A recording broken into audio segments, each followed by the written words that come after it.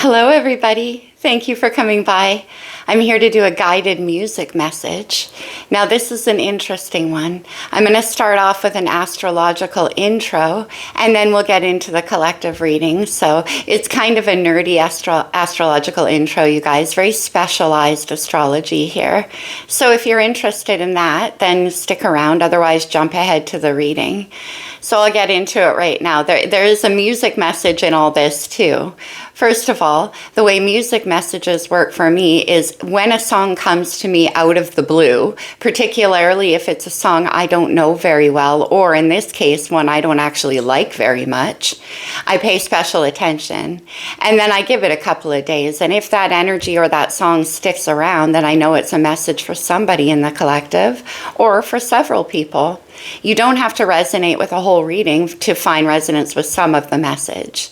So the song I've been receiving for the past couple of days is Losing My Religion by REM. And although I was at my prime in the 90s for sure, it's not a song I ever actually liked very much. No judgment on REM, they're fantastic, but I just never related. However, the lyrics that keep coming into my mind over and over again is this part of the song. He says, "Every whisper of every waking hour, I'm choosing my confessions, trying to keep an eye on you, like a hurt, lost, and blinded fool. Oh no, I've said too much. I set it up. Consider this the hint of the century. Consider this the slip that brought me to my knees, failed. What if all these fantasies come flailing around? Now I've said too much." Over and over again in my mind. So to start off with, there could be a connection for one of you listening to this particular song, or these lyrics could represent something in your life. Now I'm going to bring the astrology into the picture. I happened to notice today that we had that new moon in Virgo, but now it's directly into Libra, where it's conjuncting with the South Node, our karmic past as a collective. Now, South Node in Libra, as well as the moon in Libra, could have a lot to do with breaking away from our own codependencies in relationships. And I don't even like that term, you guys, but that's what's coming to me. Libra is all about the partnership. It's Venus energy. It's all about providing the constant harmony and therefore altering your energy to balance that of your partner to create harmony. Libra, being cardinal Venus, does not like being out of balance at all. That's why it's the scales. It's the constant rebalancing of the self and the other. Where are you in it and where are they in it? Elsewhere in the song, he says, I'm losing my religion, trying to keep up with you, and I don't know if I can do it. Oh no, I've said too much. Because once you see a thing, now that thing is the truth, and you can't deny that anymore. With the moon in the South Node right now in the collective in Libra, there could be a rebalancing within you of that kind of me and we balance between Aries, Libra's opposite sign, the me, the self, the first house of the zodiac, and Libra, the opposite, the seventh house, the partner, the long-term relationships, and that Venusian harmony we talked about. Aries, the opposite sign, is ruled by Mars. Libra is ruled by Venus. So now we have Venus and Mars, that balance of the divine masculine and feminine energy, the assertiveness of the self, and the receptivity and rebalancing of the feminine energy of Libra. To go along with that, if you're still with me here, right now we have, of course, because the South Node, our collective karmic past, where we're coming from, the lessons we've learned. The North Node is in the opposite sign of Aries. North Node is our destined path. This is a collective experience. You can look in your own chart and see where Aries and Libra are. Whatever house in your chart those signs rule is going to be particularly affected by this energy. So with the North Node, the karmic destiny, we also have Chiron. Now, any of you who followed me even on my other channel, which is now gone, will realize Chiron is the wounded healer. It was once thought to be an asteroid and now considered to be a minor planet that passes through Uranus and Saturn.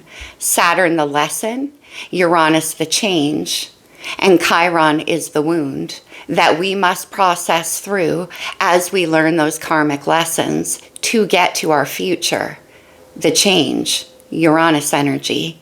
Saturn being the taskmaster, constriction. We're going from Capricorn, Saturn, to Aquarius, Uranus, the new vision. But first, there's work to do around that Chiron. Now, we call it the wounded healer because it is from your own experience of whatever that karmic wound is for you.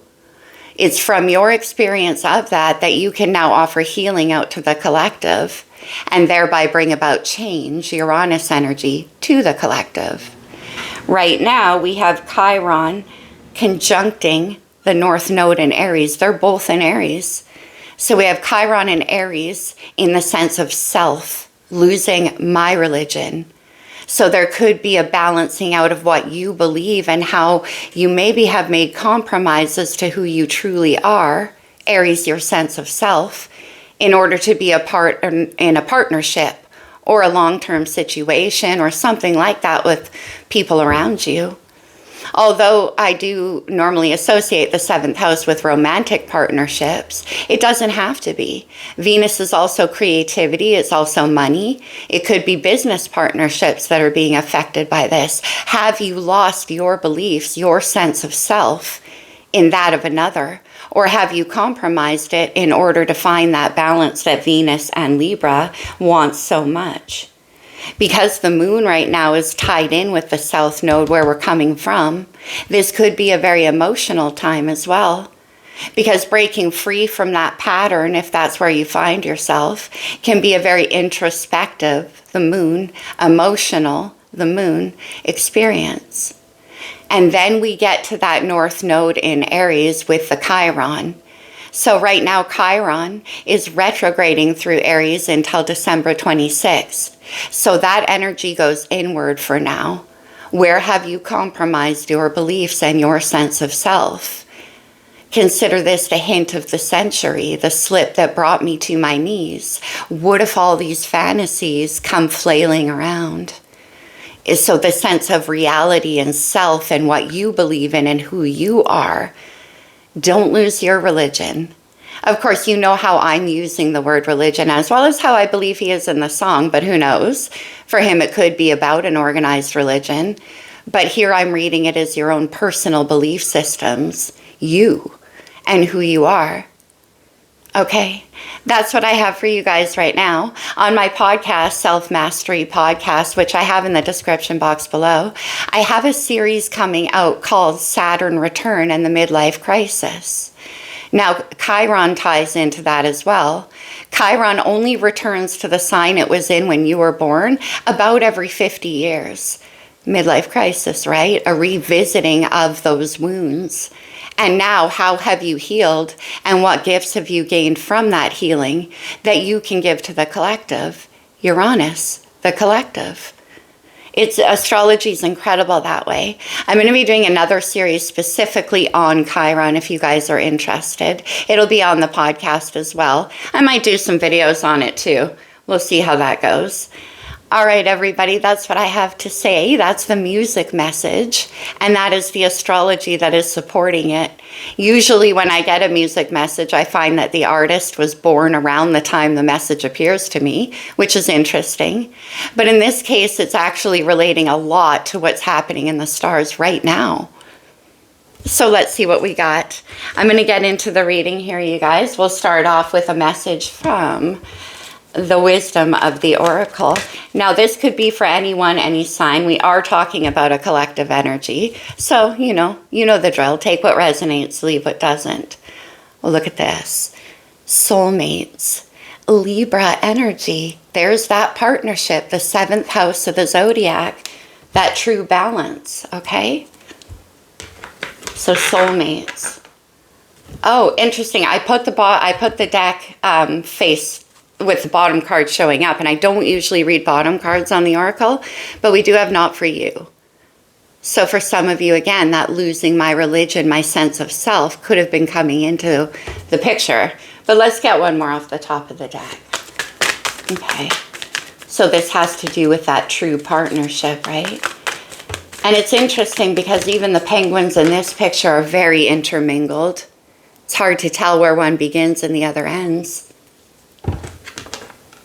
And sometimes there's a very spiritual connotation there. You can see that kind of face in of the angel in the clouds above.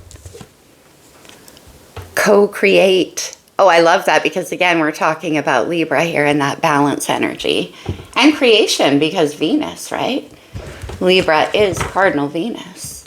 So, again, it's about finding a way to bring what you believe and what they believe and balancing those two out so neither loses the sense of self as it is in this situation. This could be a lesson you've been going through for quite some time. So we'll start off with, you know what? I want to do some astrology. It makes sense right now. From the Star Codes Astro Oracle, what do we have, please? For the collective, with this North Node, South Node energy right now, progressions, the journey. Yeah, so that refers to exactly what I'm talking about. As the planets progress through the signs and positions, it kind of obviously, this is what's happening right now. Okay, sorry you guys, I have to take a sip, otherwise my voice is going to get all cracky. Okay, what else do we have from the Star Codes Astro Oracle? For whoever's resonating with this reading, please. What do we have? Oh, we actually have the transit. So that is very much influencing where you find yourself right now. And as planets progress through the degrees, then the energies change, right? So this could be saying that what you're going through right now is astrologically and karmically aligned with what's going on in the stars, right? The 9th house, oh, I love this. The 9th house is Sagittarius's house. It's the house of higher spiritual learning, your spiritual belief systems, losing my religion, right? But it's also about curiosity and a sense of new adventure and new learning. It's Jupiter energy. It's expansion. So there could be a need to expand. Oh, you guys, Chiron, there he is. What's interesting about Chiron is that it's a centaur, half man, half beast. Could have something to do with balancing out our lower and higher selves. But Chiron, as I said, here we go. Your belief systems are tied into this wound, this healing. Let's get one more. I can't believe Chiron came. Well, I don't know why I can't believe it, but really two? No, let's just do one more. We have enough astrology out here. I hope everybody's doing well through this. It is an opportunity for growth, no question. All right. I'll take two. They keep wanting to come out. We have the retrograde, Chiron retrograde right here. Remember, re-examining where have you lost yourself for the sake of partnership, be it to fit into a working environment or a company or a creative endeavor that doesn't quite allow you to be who you are, or within relationship for the same thing, right? In order to keep the peace and the balance, there's too much compromise. We have that retrograde, a time of review. We also have the descendant. Okay, the ascendant, you, yourself, your arrival, lies in the 1st house, which is Aries house. The descendant is the other, the partner, and it lays on the cusp of the 7th house, Libra. Pretty clear messages already, you guys. Let's do the Psychic Tarot. I know I may lose many of you with this astrology. That's okay. That's okay. You can take the reading as a standalone. All right, we had a card on the floor already. It's been a trend while I haven't been at home. All right, we have the 7 of Swords, air energy, Libra. Interesting. Now, the 7 of Swords is deception and envy. In some cases, in fact, in many for me, the 7 of Swords can be about self-deceptive thoughts. Okay? Within yourself. Like it could be that you're creating illusions within your own way of thinking. Now, this could also have to do with somebody else around you being in that situation, keeping things from you or being very strategic about how you interact or how they do. We'll see how that goes. We're going to clarify, of course. What else do we have for losing my religion here? Chiron. Chiron is one of the biggest factors in my world as an astrologer. I think it is such a key thing to personal astrology and to clearing blocks in your life. We have the Empress, Venus energy here, Libra and Taurus. Okay, again, this is about that divine feminine energy of being in receptivity. So maybe you've allowed yourself to be manipulated into compromising your beliefs. That could be. The Empress here coming up with transits is all about that this is a learning lesson for you through Chiron. To remember your own value, to be in this Empress energy of pure creation, transmuting anything you've been through that's difficult, like Chiron lessons, into something abundant that can grow into something nurturing, rather than something that could subconsciously, Seven of Swords, be undermining your progress with your journey right there. Whew, very powerful already, you guys. All right, so the lesson associated that Libra is bringing us with this moon and south node is discovering that Empress energy, male or female, within all of us. The ability to be vulnerable, because now you know where your wounds lay. Triggering isn't possible. You can actually receive the information you're getting and turn it into something more beautiful. Let's see with this ninth house. What do we have, please? Ninth house. Firm foundation. I love this. Yeah, because you're building on things that you can really stand in. What if all these fantasies come flailing around, right? Then what? This is all about establishing your firm foundation and knowing that lies in your belief systems. Sag in the ninth house right there. That's where it comes from for you. For all of us, really. Okay. Interesting. We have the number 4 card and the number 3. Put together, that equals number 7, which we have right there. Let's see with Chiron, please. What do we have for Chiron? These cards are getting old, so they're sticking. Okay. We have the Hierophant, Taurus's major arcana. Oh, isn't this interesting? Taurus is co-ruled by Venus along with Libra. But it is about our belief systems. See wisdom. You can see how this guy's like, I don't know, is he a monk or I don't know what to call him, I'm sorry. But it can have to do with your higher religious beliefs or the structures you were raised within. It can be a spiritual leader, a church, governmental structures that we find belief and value in or that we've identified with. It's a card of spiritual commitment. And it's coming here with Chiron. You could, again, have betrayed your own belief systems in a certain situation with that 7 of Swords, self-betrayal. Or it could be, I'm just getting a message now for a few of you, that it is your belief systems that cause this wound or the ones you were raised with. Okay. Retrograde and review. When planets turned retrograde, same with Chiron here, that energy goes inward. And that's where those lessons come from. Right now, the lesson is this Empress, which makes sense. Oh, really? We have the Emperor. Authority. Okay, authority and fertility. That's what we're talking about right there with the Losing My Religion song.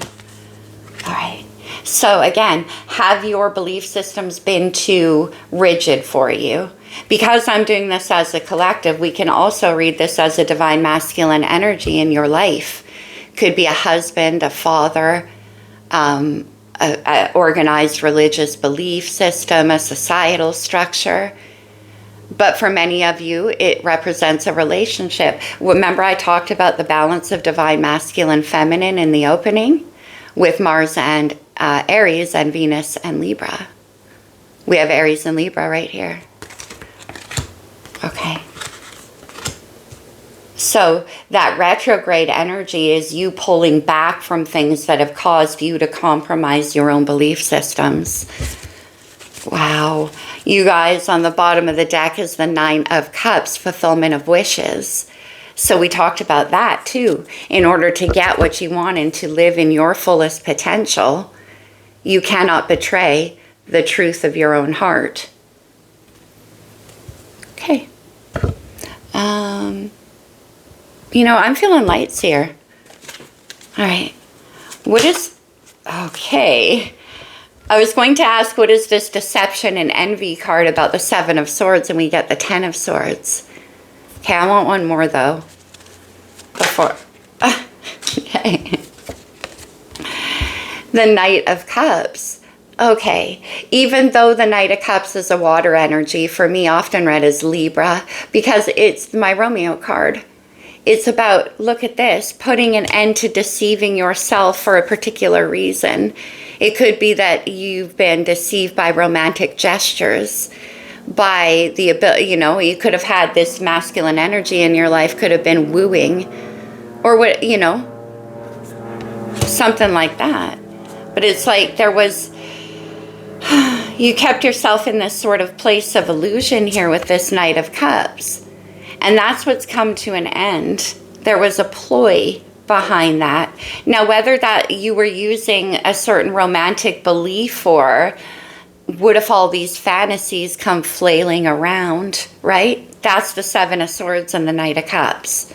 We have the Ten of Swords right there, putting an end to it.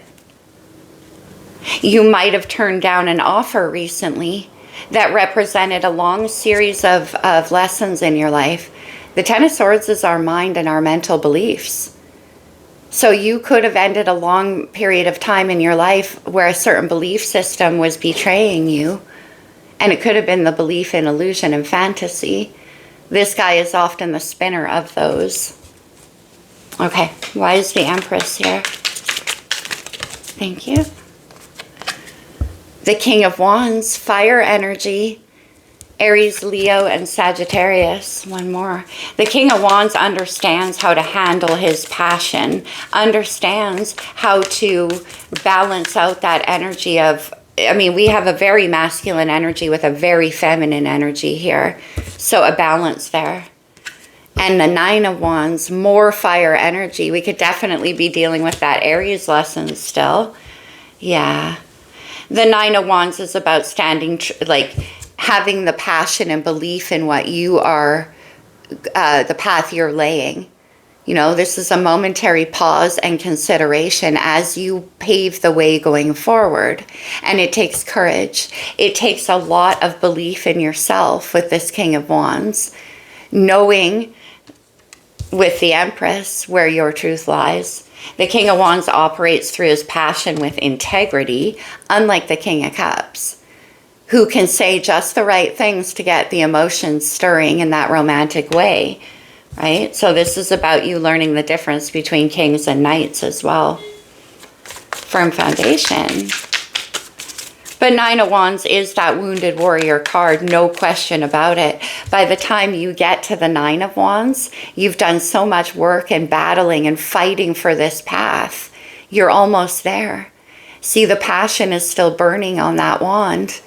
This is Chiron and Aries, the wounded warrior. Okay. And this is the lesson that you're learning through this transit. Firm foundation and the ninth house. The High Priestess, Pisces, major arcana. Okay, let's get one more. I love the High Priestess with the ninth house. Okay. The Page of Swords, yep. And the Ace of Pentacles. Okay, exactly. The stability, the Ace of Pentacles and the firm foundation go hand in hand together, of course.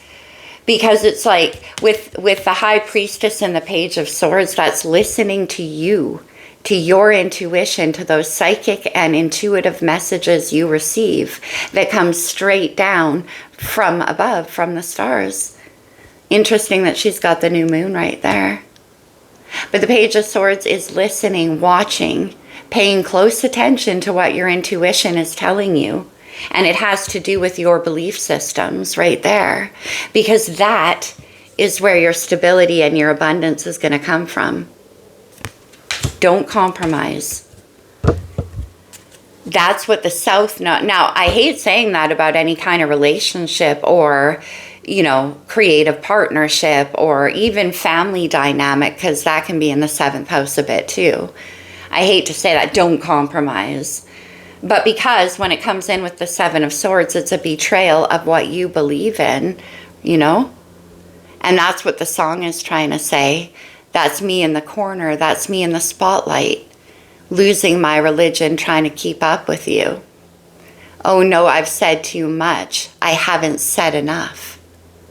Standing up for yourself, the wounded warrior right there. Having the courage to do that.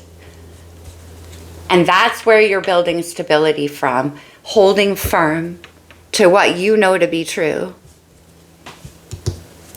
The Hierophant and Chiron. What do we have, please? Okay, we have the Hierophant again. And interestingly enough, you guys, the 8 of Swords from the 7 back here to the 8 of Swords could be self-deception as well.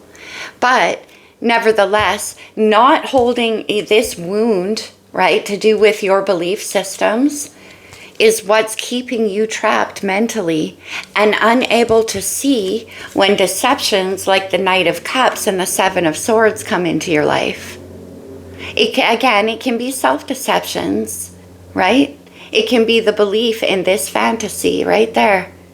What if it comes crashing round and you reveal it to be a lie?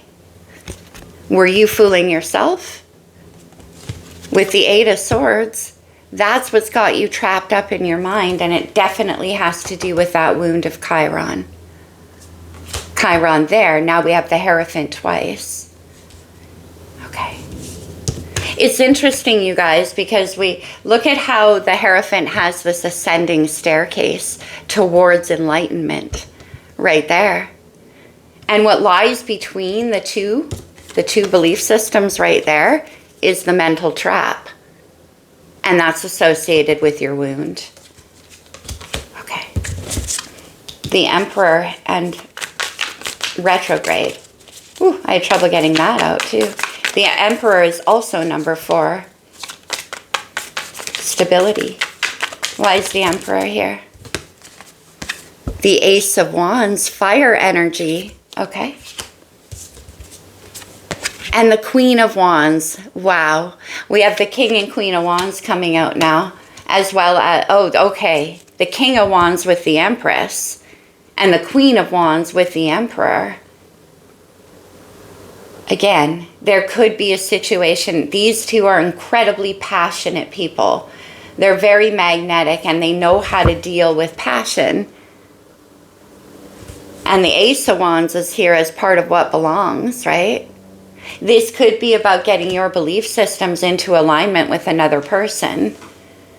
It could be about finding a middle ground in your belief systems. But also, with the Ace of Wands and the Knight of Cups, it could be about questioning where passion has led you.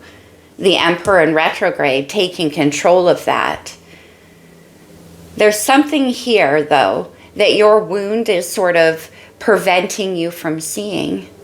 And it has to do with being able to commit now to a situation for some of you. Okay. You know what? I'm going to go into the wild unknown because I want a little bit more on the wound. Let's see what this 8 of Swords. Why can't you see this? It is something to do with your wound. The Ace of Pentacles again, which we have right there. So this is what's standing in the way of your stability, of you. Okay. Oh, we had one come out. Okay. Now the 9 of Swords, the 7, 8, 9. Look at the 9 of Swords in the wild unknown. Look how the eyes are kind of looking in every direction, trying to see every possible thing that could happen. Second guessing. Do you see what you think you see? Can you believe what you see? to the point where it's no longer possible to find any logic in it. Your mind is going crazy here. Why is the Nine of Swords here? And it is what's standing in the way of the stability. Nine of Swords. Did you lose yourself? Your spiritual center. What do we have? Nine of Swords. Judgment. Ooh, wow. Scorpio and Sagittarius energy. And one of my favorite judgment cards in all tarot. Because as you can see, okay, Scorpio ruled by Pluto, the underworld, your shadow self, your past, and your karmic lessons is represented by all of these black birds. Then we have the bird of freedom, the phoenix rising from the ashes of the past, Sagittarius. And it's falling here with Chiron. This is an opportunity to get free from all of that shadow energy that Chiron contains and use it as a way to gain freedom and new belief systems, letting go of those wounds. Because with 10 of Swords back here, it's done. Oh, I forgot about the 10. 7, 8, 9, 10 of Swords in the reading. This definitely has to do with your belief systems. Let's see what this Ace of Wands is about. Okay. Why is the Ace of Wands here, please? Could have been there was too much passion in a situation, and that's what caused you to compromise your belief systems. The Five of Swords, yeah, too much passion. But also the Five of Swords, too. It can be an argument, external or internal. It can be fighting with yourself, much like that Seven of Swords. Telling yourself stories that aren't true. Look at it, cut the growth. It severed the connection. Again, this could be you to a person in your life. It could be you to yourself. Okay.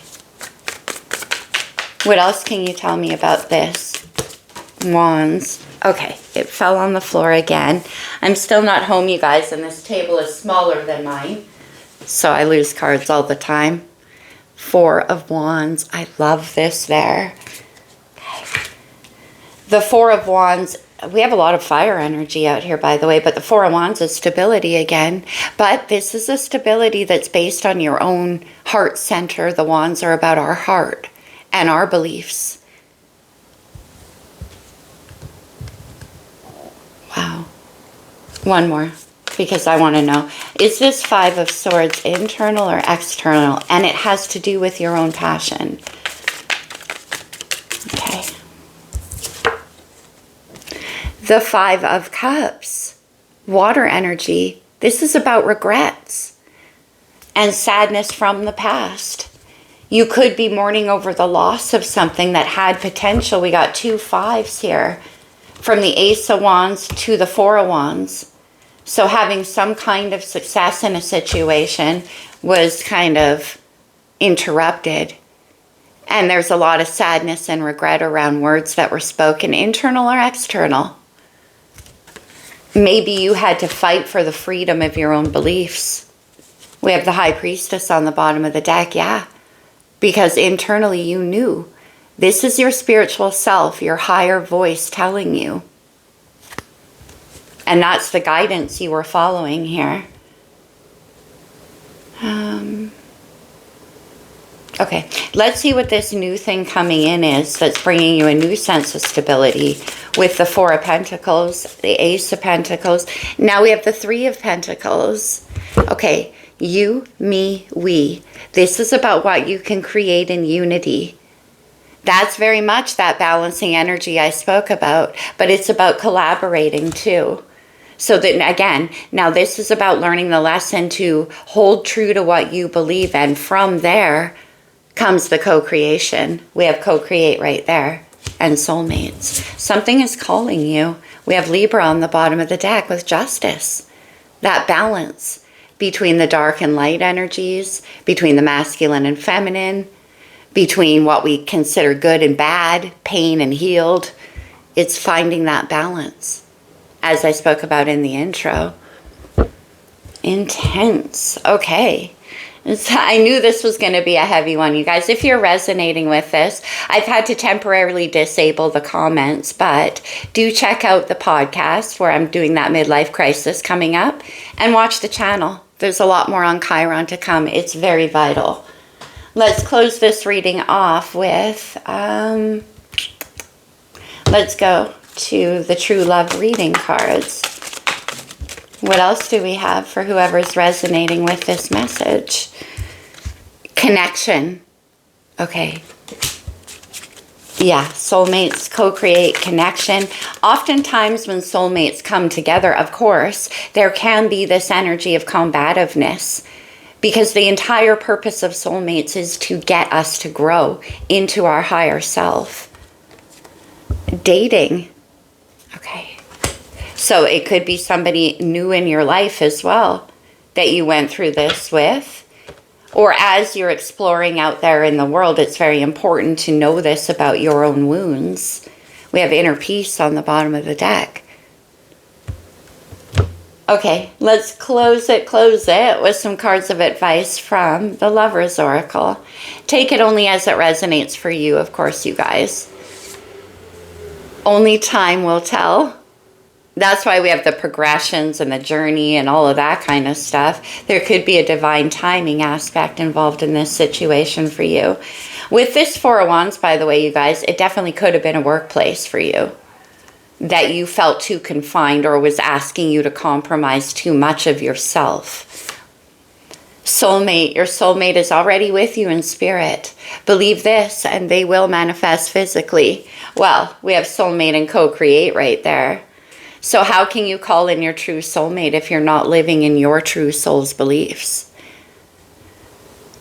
Compromising them too much, trying to keep up with you like a hurt, lost, and blind fool, right? Okay. Reflection. Give each other some space at the moment. Trust and have faith that all will work out for the best. So for some of you, there could have been a need to take space in a situation recently, during the retrograde perhaps, in order for this wound and these realizations about compromising too much have come into play. All right, you guys, if you made it through that message, that is some deep, as I call it, astro-tarology. We have the astrology, the tarot, and the psychology, and they do very much go hand in hand. That was some pretty abstract astro-tarology, my friends, but I hope it helped you. I hope you got something from this message. I love you guys so much. I'll open up the comments again soon, okay? Take care for now. Bye.